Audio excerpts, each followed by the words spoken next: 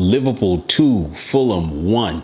A game in which Liverpool decided to not get beaten. How often do we see this? I am very jealous because when I look at my Arsenal, especially in the last 3 games, they just seem like a team that's flat. And whenever a team decides to hold back and drop deep, they cannot find any penetration. But Liverpool said they are not going to be beaten.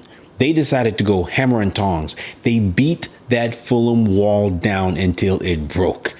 Hi guys, it's Izzy, and I am going to talk about Liverpool's game today against Fulham, one in which showed me that Liverpool have not only the tenacity to go the full length when it comes to their league title challenge, but also quite possibly still be in for a quadruple in each and every competition that they're playing in so far.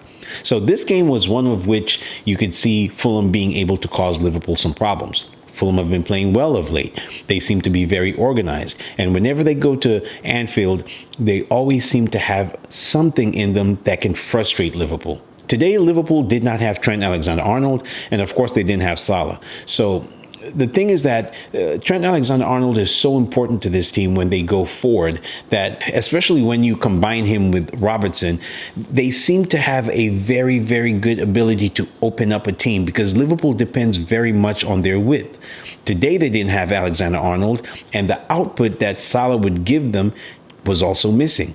Fulham were able to sit back and try to hit Liverpool on the counterattack, and they did so frequently in the first half. Now, I can't say that Liverpool were flat. They just didn't seem to be able to break down Fulham.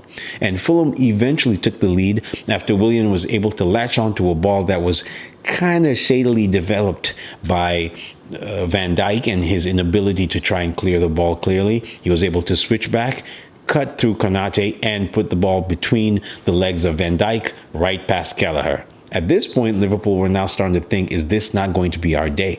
Because they kept on going forward, banging past each and every Fulham wall that was put against them, but they still weren't able to break them down.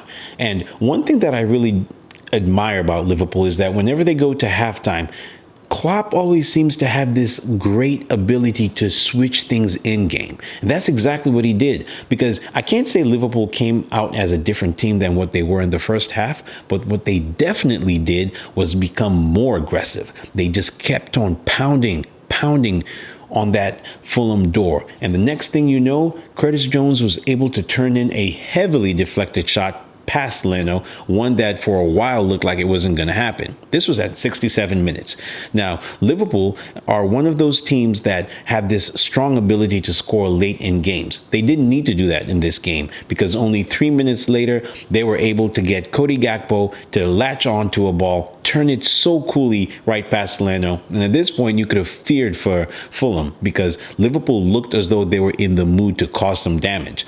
And of course, they need to do that because this is a game at Anfield and they know they go to Craven Cottage. And while Fulham have not had the most immaculate home record, they have been doing very well recently.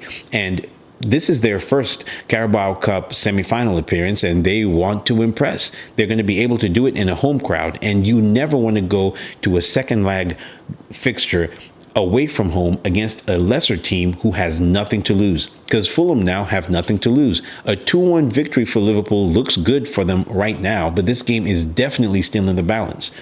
Much in the same way that I can sit back and say the Chelsea one is still in the balance, although I can see Chelsea overpowering Middlesbrough because Middlesbrough are a championship side that are mid-table, and I just think that the sheer will and force of Chelsea will get them through that game. Now, in this one, I think it's a little more dicey. I do not give Liverpool a free pass against Fulham, especially since Liverpool are having some injury problems right now. They were able to get past Arsenal. They might be able to get past Fulham today, but I think that Fulham might be able to give them some problems, especially if Cordova-Reid would stop being selfish and give Jimenez that ball that would have put them 2-0 up and give them a priceless lead. Because you always know that Liverpool were going to come strong in the second half, and even more so in the last 15 to 20 minutes. And that's exactly what we saw, because countless Liverpool attacks were foiled by Leno and some good defending, but some of it was haphazard. Liverpool could have easily won this game 4 or 5 goals to 1. And that is very ominous for Fulham, because Liverpool are going to play very well away from home. We know they're going to be able to do that. The question is, how much will and strength will Fulham be able to show, especially in front of their own home fans? But as far as Liverpool's quadruple hopes, I think that they're well in with an ability to go to the final and beat whoever it's going to be between Chelsea or Middlesbrough. And then you look at their position in the league, and despite them not having Salah at the moment, they seem to be able to get past these games. So only God knows. I think that Fulham are going to be a formidable opponent, especially when they go to Craven Cottage, and whether or not Liverpool's resolve is going to be tested by missing their talisman remains to be seen. But it was a very good game. I do think that if they continue in this vein of form, as long as they keep most of the players they have right now fit, I think that Liverpool are still huge favorites for this Carabao Cup. But anyway, guys, thank you so much for your support. We made it past 100. Now let's try to get to 150.